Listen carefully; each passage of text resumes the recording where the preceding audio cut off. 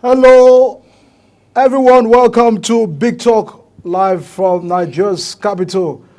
A pleasure to have you join us tonight. A whole lot of concern regarding the state of the nation's development from the presidency and that of elections in Nigeria. The whole lot. Looking at Ondo, the INEC had said they began their distributions of PVCs on October 17 across the 203 wards ahead of the November 16 gubernatorial elections. We are still tracking some of the story coming from Ondo as they get to prepare for the upcycle election.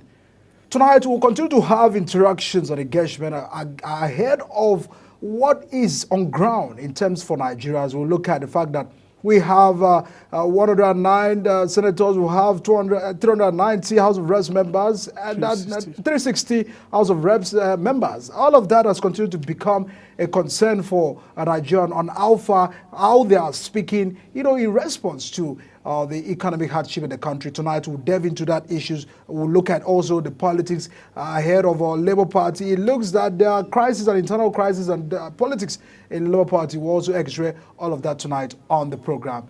I'm being joined by a very special guest tonight, a member representing Amak Buhari Federal Constituency of the Federal Capital Territory at the House of Representatives, Honorable Joshua Obika. Thanks so much, Honorable, for not just being on the program, but for being timely on the program. Thank you, Mike. Thank you for having me. Thank you so much. A whole lot of concern. First, that those that feels that the House of Reps are not speaking. The 10th National Assembly are not doing their best. They are not putting the executive on their toes. They are not checkmating the excesses of ministers and doing all of that to get the result. Because it's more than 16 months. There are those that are asking questions. What is the result? How far? Are we paying over 360 House of Reps for nothing? Are we having 109 senators for nothing? These are the questions on the lips of Nigerians. How do you react to that? Well, let me say this. I believe that the House of Representatives and the Senate of the Federal Republic of Nigeria, much is expected from us because we are the representatives of the people. But having said that, I would say this administration, even though I came from labor stock, I know that they came on when there is a lot of challenges in our country, Nigeria.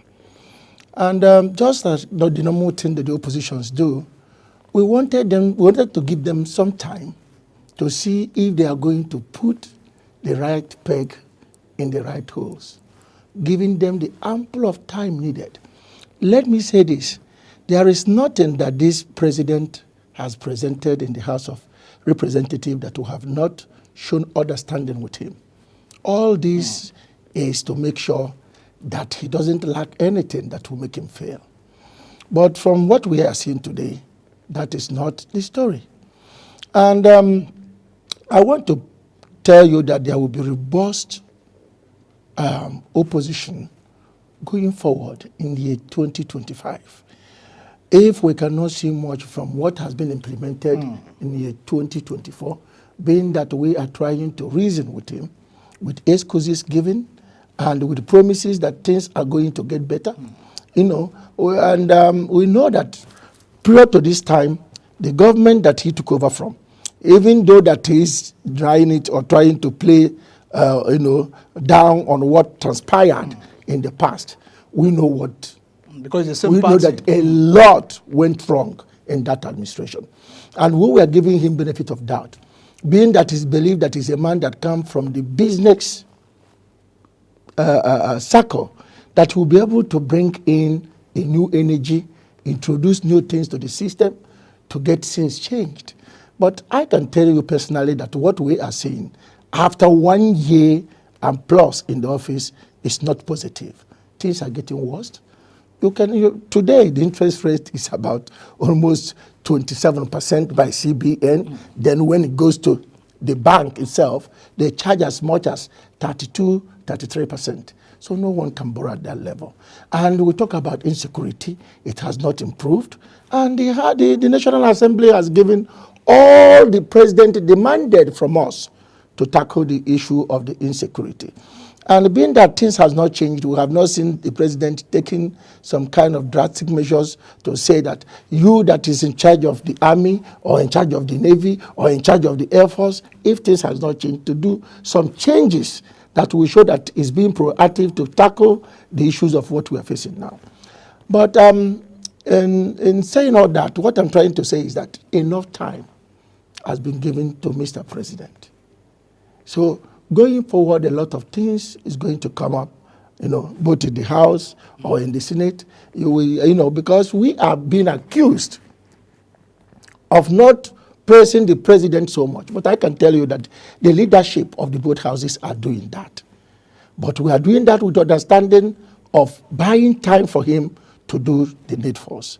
So I can predict to you that going forward, a lot is going to change. If something is not done drastically. That was a good play, because when you look at the common situation and the economic situation of Nigeria, there are those that feel that people are not speaking for them. The young people took to the street last month, August, to protest in respect to, hunger. So it was looking as if the hunger is just for some set of Nigerians and not for everyone.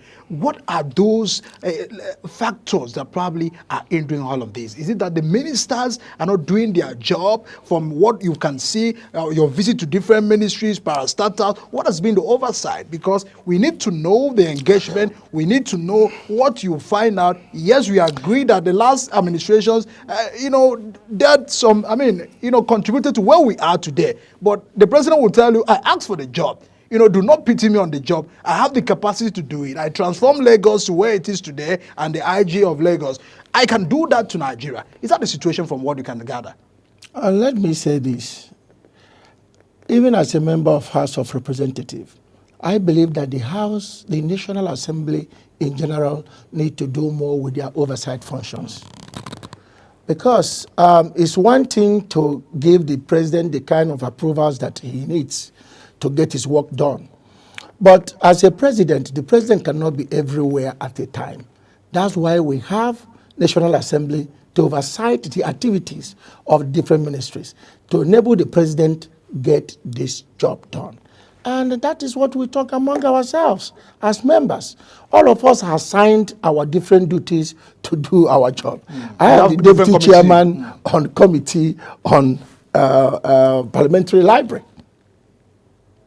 We have different committees being headed by different people. And if you go to the parliamentary library, as the one I oversee, I carried out my job diligently. I think today, if you go down to the library and see what is going on, because it's just a new place coming up, you will see quite difference of what used to be in other areas as it pertains to the library of the National Assembly. And what the library will help to do now is to track, because we talk about documentation, to be able to have, to help the members to have the insight knowledge of even what they are oversighting. Because we give them the information that they need to do the job. And by next year, these things will go into, we activate everything that is needed for the members to be aware of the information they need as regards to their oversight functions. But what I'm saying here is this. We need to do more as National Assembly. I'm talking about the library in which I oversight. That is what I oversight in the National Assembly. But generally, things are not going well in this country. And I'm not missing words to it. We have to stand up as the members of the National Assembly to carry out our duties as is expected of us. But that's what Nigerians are asking. As expected of us. Now, apart from being the deputy chairman of the library, I represent Ahmadu Buhari Federal Constituency. So, also, my primary assignment is to oversight what is happening within the FCT. So, if I bring it down to FCT right now, you can see there is difference in what is happening between the FCT right now in the city. Where we are drawing the attention to is in the rural communities, because the development should not be all about the city. So these are the two areas of my primary assignment. But I believe that my colleagues in the House should do more to make sure that what we are being paid for, that we carry our duties out. Yeah. All right. let's now get to your primary, because we look at, I've seen you've raised issues of insecurity in the FCT when the insecurity was alarming, Yes. kidnapping and all of that one chances. How far has this gone? Has there been any improvement so far? Let me say that, sometimes in the issue of security, what we see is the incidents that took place.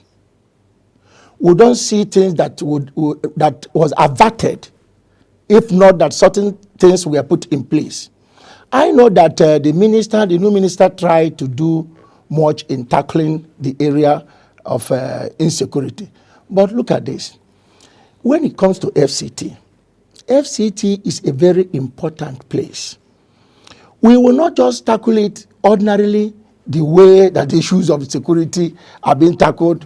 When there is problem, we buy vehicles, we ask members of the police force to do this and that. We have to look at the system and know whether the system is working for us here in FCT. During the time of this, a lot of these insecurity issues going around, I wrote a letter to the president. I asked him, please, Mr. President, use FCT as a pilot scheme for state police in Nigeria. FCT is where all the diplomats stays, multinational companies. If anything happened to any of these people, it has put us in a bad light. We need to do much more than that. So it's supposed to be an institutional changes. It's not just using the same way that we used to handle it, because the insecurity in Nigeria has put a lot of pressure on FCT.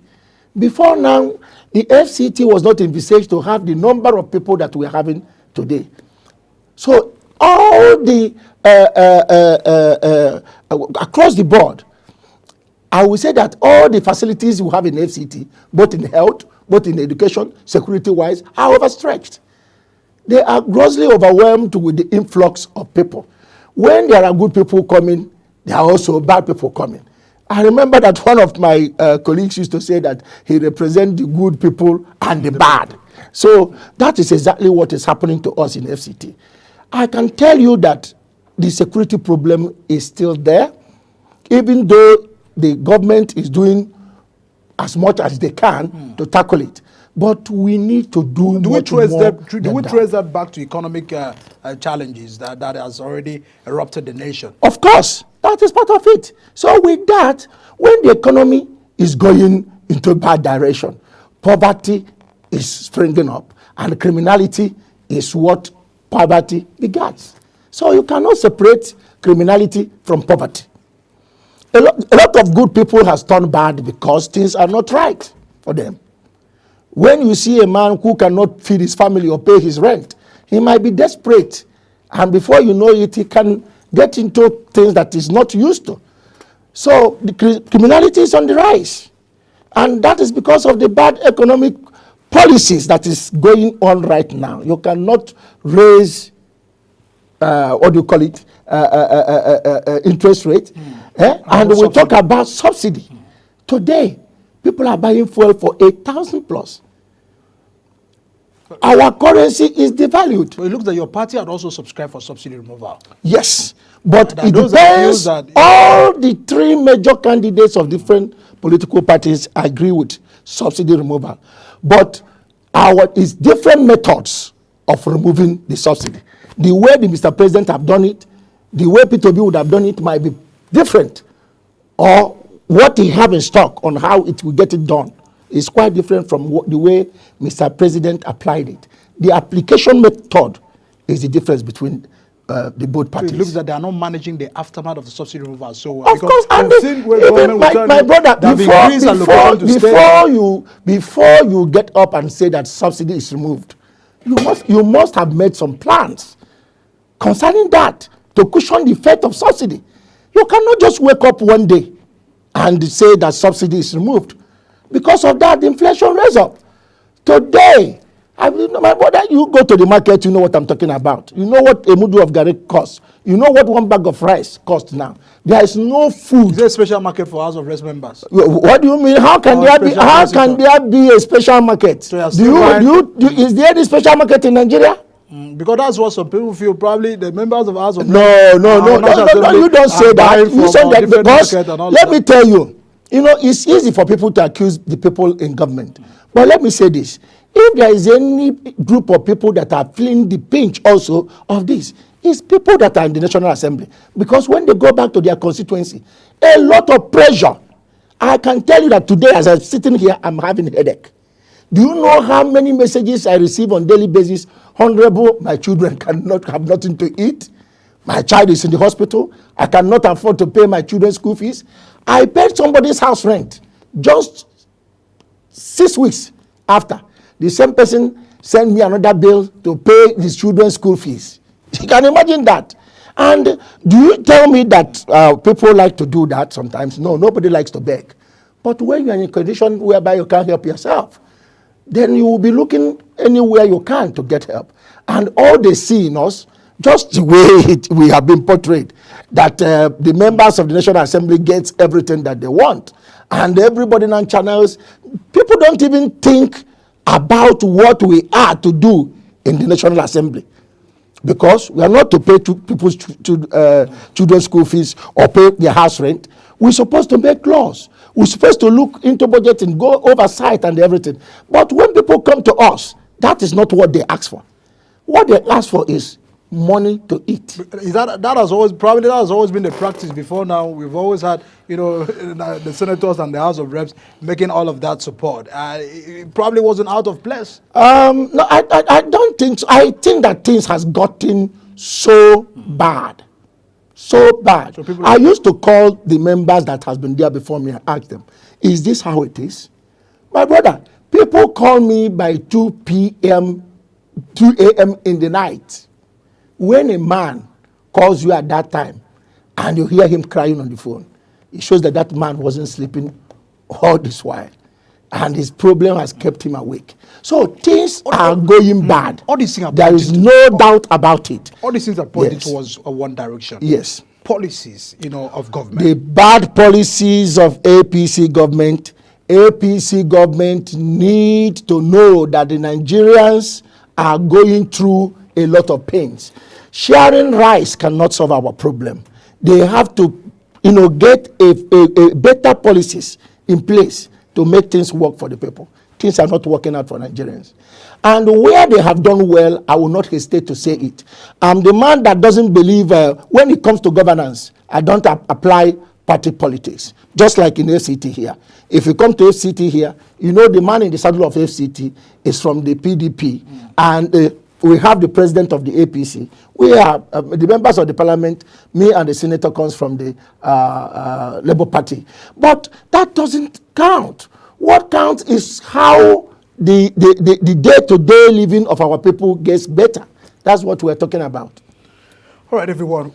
There are a whole lot of concern, and the issues we probably would have highlighted more on that, because we will begin to ask the questions on how we can go out of this situation. That those are probably says that it starts from the National Assembly doing their work. It starts from Mr. President tackling the insecurity in Nigeria. We are not doing much in that angle. If we are doing much in that angle, the food prices will not skyrocket. If people can go back to the farms, there are people there in IDPs. These are people contributing to the economy before. Most of these villages that have been sacked, people there were predominantly farmers, and they were doing well, taking care of their families. Today they are in IDP camps, and federal government is giving them things to eat. So how can things get better? We have to tackle insecurity. We have to tackle the issue of energy. We have to, think of how to, do much on our infrastructure. Even our education is going down. Even before because whenever I'm talking, I try to use FCT as the basis for anything I talk about because I represent FCT. In FCT today, most of the hospitals that you see were built by the military. Are you aware? Wuse, Gariki, Maitama, Asokoro. How many of them, since this political dispensation, has been built by the civilian administration? Because that counts. If the military can build all these hospitals and will find it difficult to maintain, it shows there is something wrong with our own democracy, and that's leadership. Is that the presidency is not listening to all of this? Because over in his broadcast, he tells Nigeria that I'm aware of the economic hardship. I understand the situation, and we are working towards it. And that's why I said that all this while we have tried to reason with him. All of us show out what has to do with party affiliation to give him time to perform. But Mike, this is 1 year plus. Even, believe me, some of the members might not even be able to assess their constituencies again. Is that too bad? That is too bad because of what is happening now. Things are getting worse. And Mr. President needs to rise up to tackle this issue.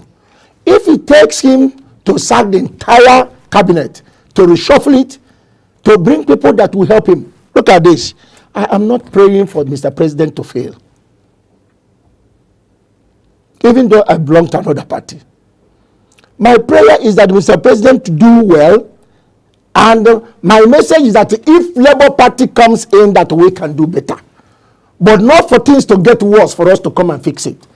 Because it can get worse to the extent that we will find it even difficult to fix. But it probably is trying to put, that those that probably have a concern that what this government are trying to do is that, yes, it is biting so hard, yes, but it's trying to put a stop. Like, for instance, the issues that again and again have been raised, like subsidy, yes, that those are feels we cannot continue to subsidize, for the elite. The World Bank gave a projection that if we must get better, that we have to follow this template that have been set for the government. I think they have set up like a 10 years plan already.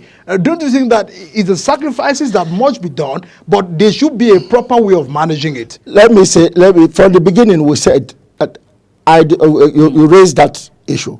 I said that all the three major candidates of all these political parties agreed that subsidy should be removed.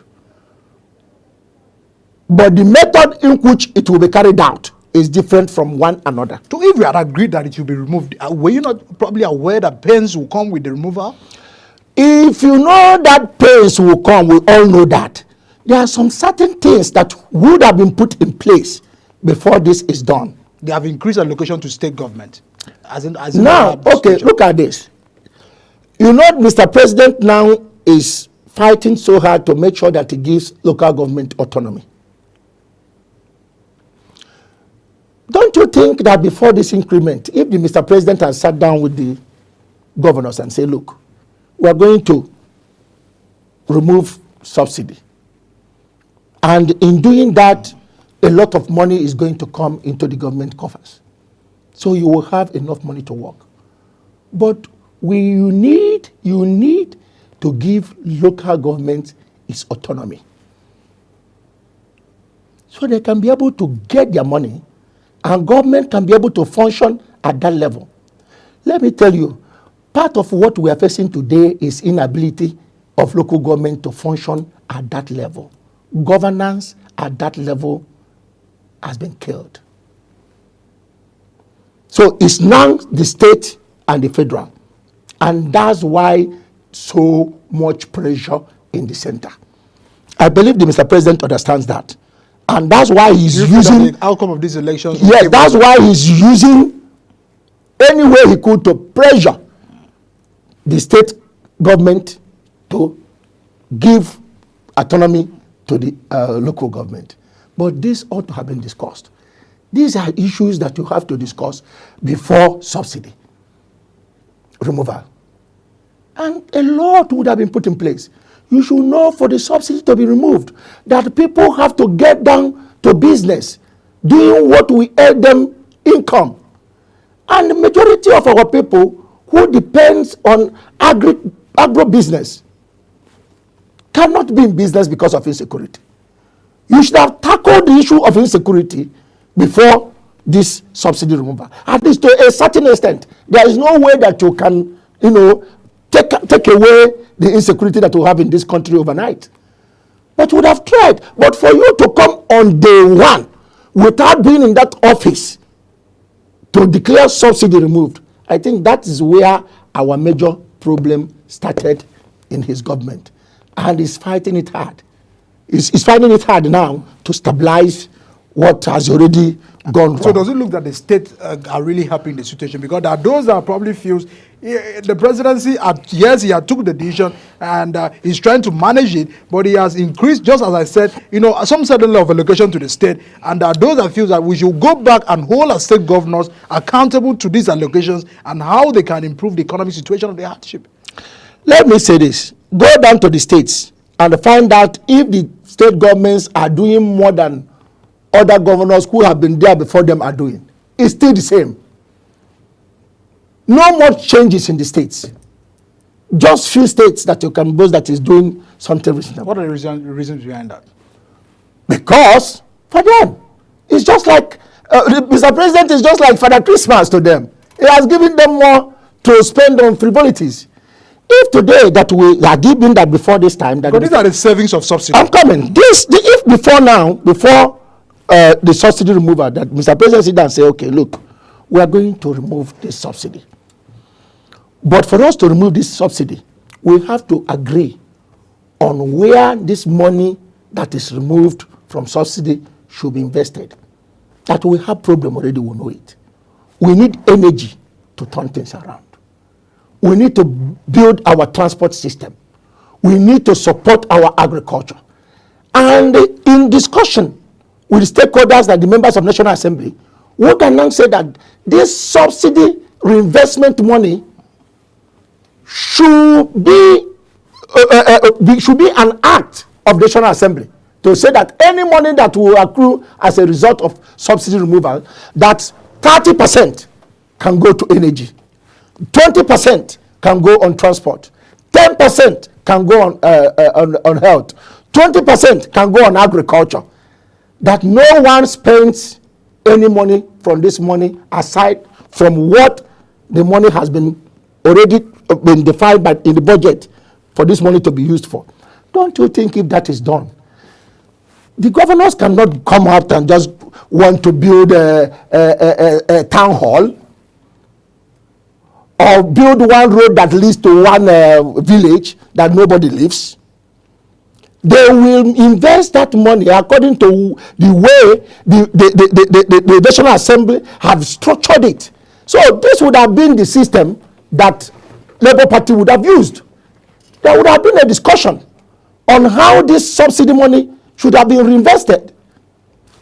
But there's nothing like that. So these governors see this as the money that just came. So all of them are using it. Some can buy some new vehicles for themselves, invest it in something that will not even move the economy forward. That is part of the problem that we are having. Isn't that the job of some of your colleagues at the state houses or assembly to also be checkmating their governors? Because even if, because a template, just as you said, probably might be yours. The presidency might have had his own template, but that those that are supposed to help, they have been paid by by Nigerians to help, checkmate all of these accountability and excesses. Mike,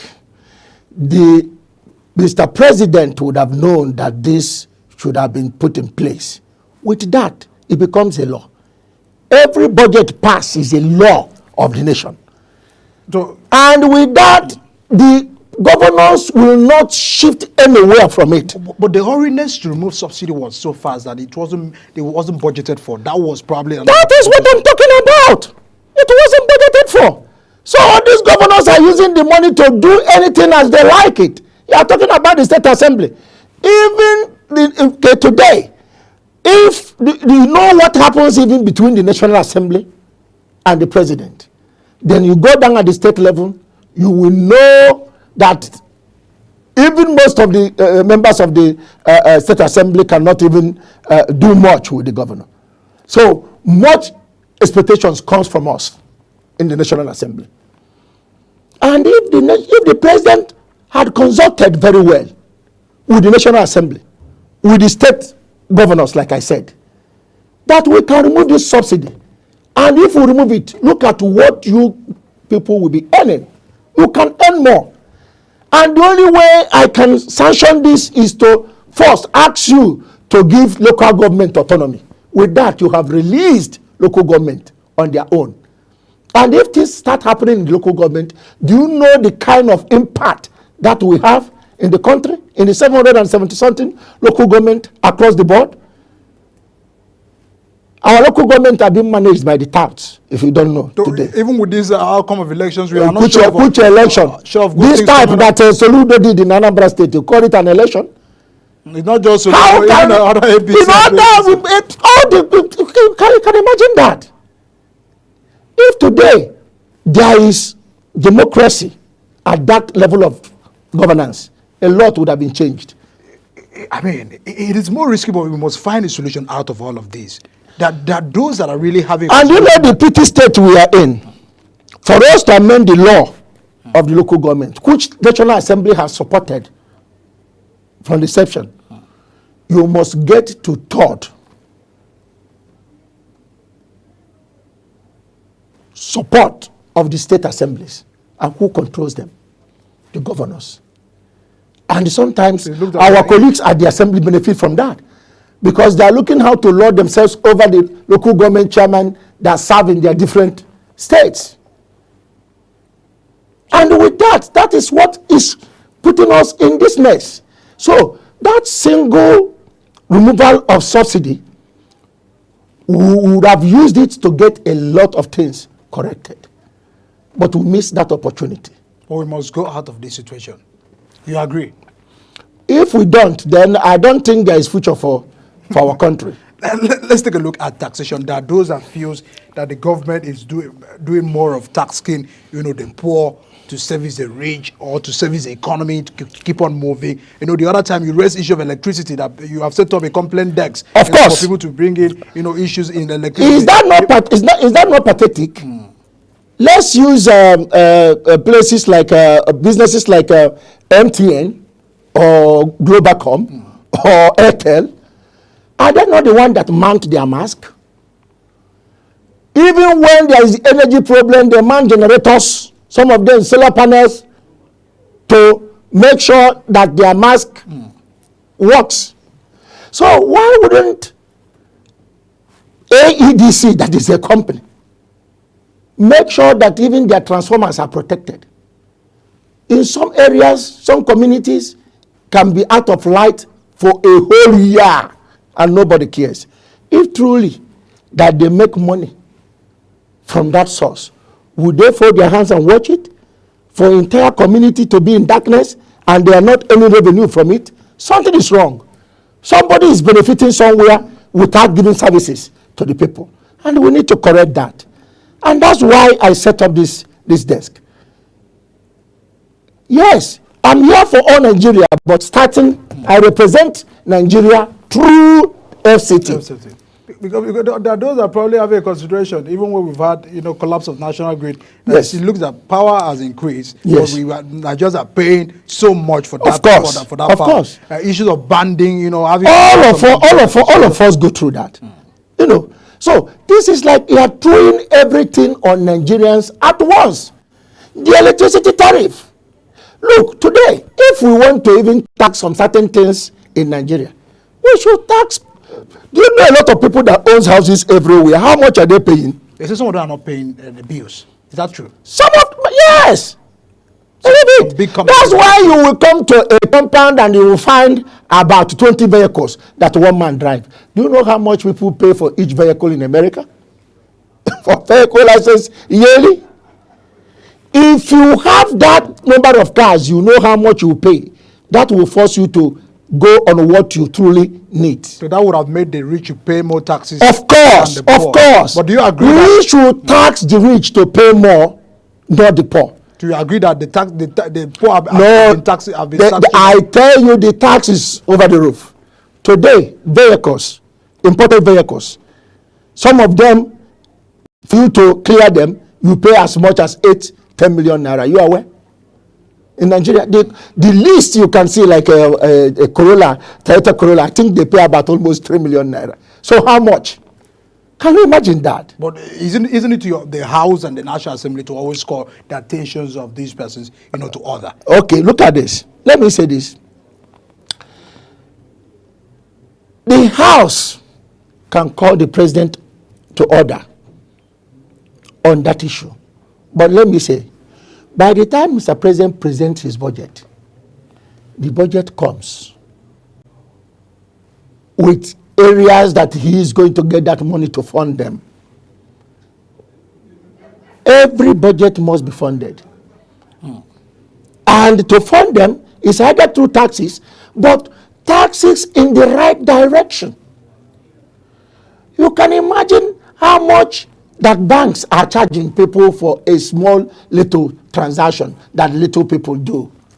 A transaction of 200 naira, 500. So this regime is targeting really the poor Nigerians. That is what we're telling them. You have to change it, Mr. President. We are not attacking you.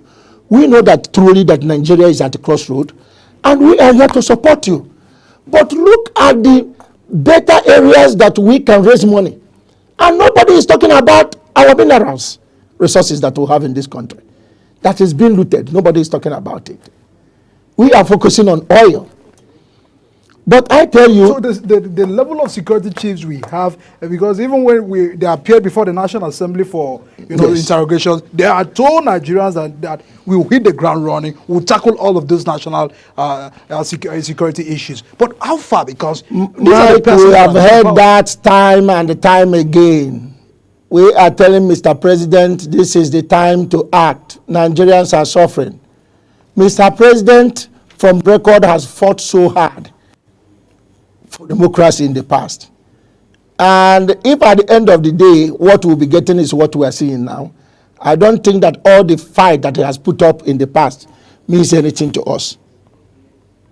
Something must change. We must do something right. He hired people to do the job. Yes. Probably the president can't do the job alone. That was the reason why he has so many hands. Do you feel that there is a missing line with the hands he hired? Sometime just some time ago, we from the rumors we heard that Mr. President is going to reshuffle, and we are anxiously waiting for that. Did your members interrogate the past members that appeared before screening? It's not for the House of Representatives to do that. That is the duty of the Senate to screen the nominees. That is not the job for the. Do you feel they had properly did the job? Well, they had ought to have probably compared their past, look at their track record, and what they can do. I believe that they must have gone through their records. But you know one thing. It's a different thing for you to go through someone's record. Somebody that you expected that can do good can get into the office and you will see a different result from him or her. Even the people that you least expect can be the one that can hit the ground running. This has happened in that form. I believe that all of them are qualified to do their job. But it's also on the president's table to know that the people that I have selected to work are doing their job, or they are not doing it fine, and it's for the president to take proactive action to change those that he feels that are not performing in his government. But the message that I am sending from my constituency is that things are not well for Nigerians, and that is what my constituents are saying every day. Are you speaking that in the House? Are you drawing the attention of the House to that reality? Does it look that the House understand the reality on ground? Now, look at this. It's not just speaking alone in the House. You can speak it anywhere that I find myself. When I mean speaking it, because when the issue is raised in the House, it looks that it has drawn the attentions of because just look at when you had called for to revert back the old price of the petrol. Yes. When it was recently increased from the 600 to from 800 to over 1,000 now. Yes. We saw when the House has spoke about it, but we've not seen where the House has complained about the hunger in the country. We don't say that. To be fair to the House, we have. In several fora, you are a journalist, you can go there and find out. The House have spoken out about what is going on, that the Nigerian people need to feel the impact of this government. We have in different forums. Because it looks like the body language of leaders are not reflective. But sometimes I think that that generally the press have always want to portray the National Assembly in the bad light. They don't pick the good things that was said on the floor of the House by members, people who are against some decisions made by the government. But they only, opt for the opposing side. Even though that I know that a lot of politics are involved in it. Sometimes some people might try, that some party that dominates the House might try to protect the president. But that having been said, believe me, many occasions, the House has risen up to tell Mr. President that Nigerians are feeling the pain of what is going on presently in the country. All right. We'll be back to finalize the conversations with the member representing Amak Buhari, our federal constituency at the House of Representatives, a concern on how far the country can go from where we are today, the current economic hardship, the situation, and the plight of Nigerians in respect to how the presidency is managing all of these affairs is of utmost attention to everyone. Well, what is the way forward out of this? We'll discuss that and also look at, the FCT politics in general once we return from the break. Do stay with us.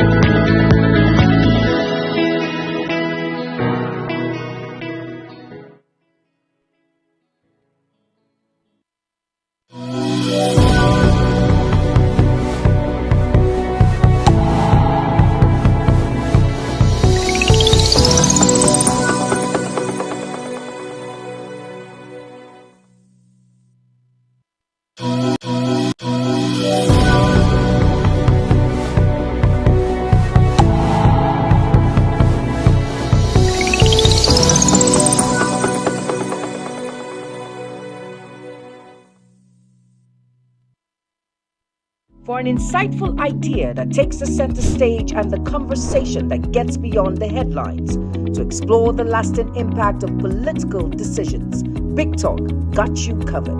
From policy debates to geopolitical insights, from thought-provoking discussions to actionable insight. What is the real responsibility of government? Big Talk delves deep into the heart of the matter. Join us weekdays on global televisions from 6:30 p.m. for a riveting journey into the heart of politics.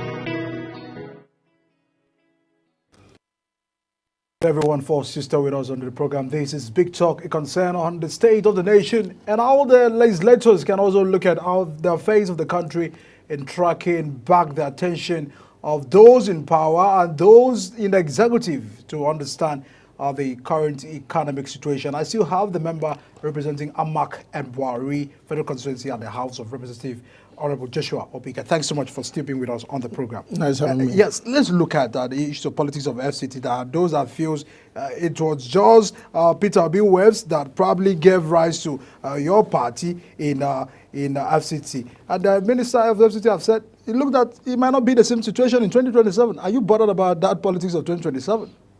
I am not, because I'm a Democrat. I believe that who occupies these offices in the FCT is for the people of FCT to decide. So that is not an issue to me.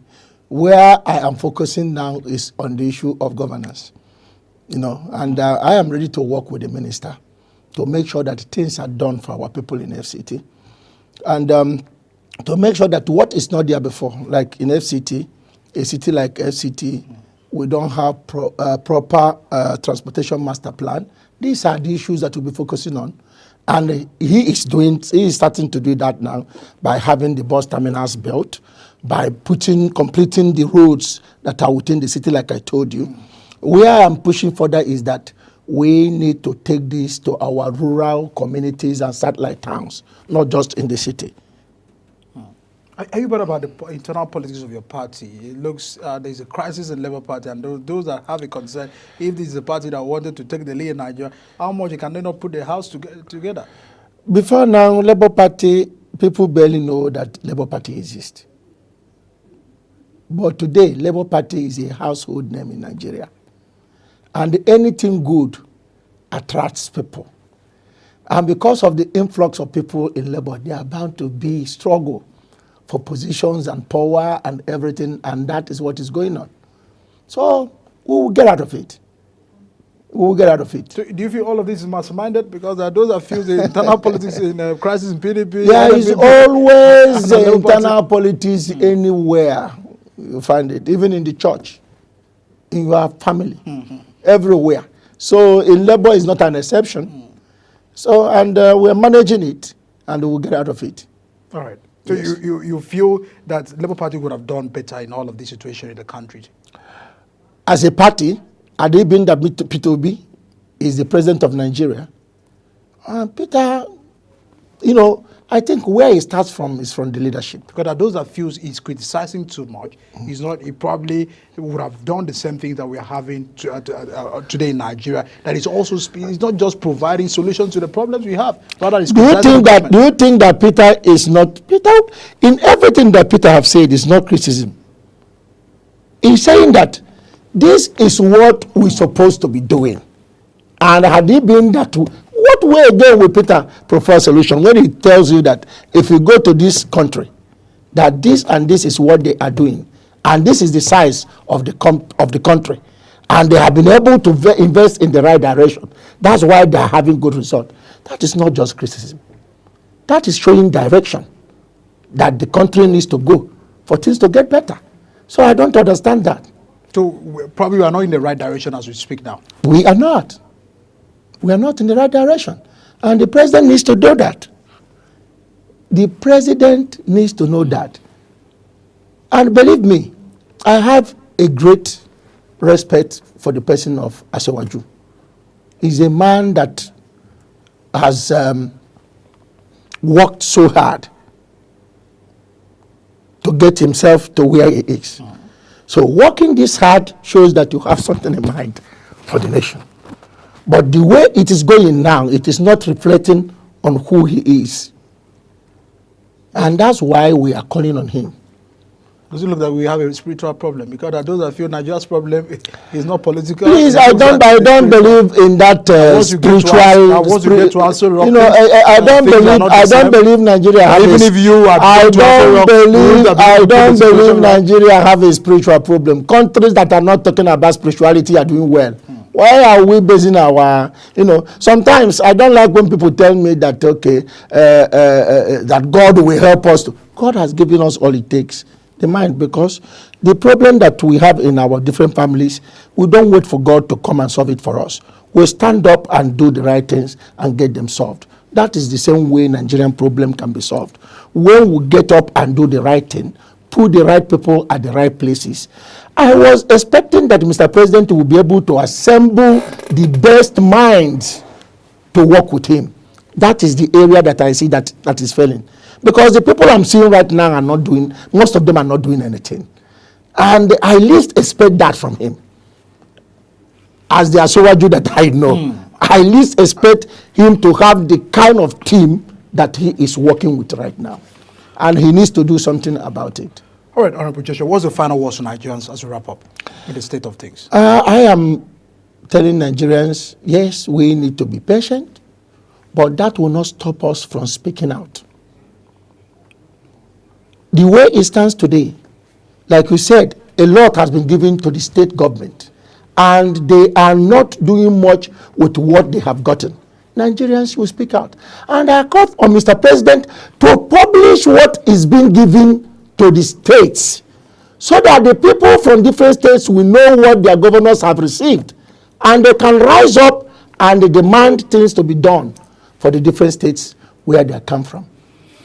Very big thanks to Honorable Joshua Obika, is a member representing Amak Buhari Federal Constituency of the Federal Capital Territory at the House of Representatives. A whole lot of concern he has raised and contribution to the national development.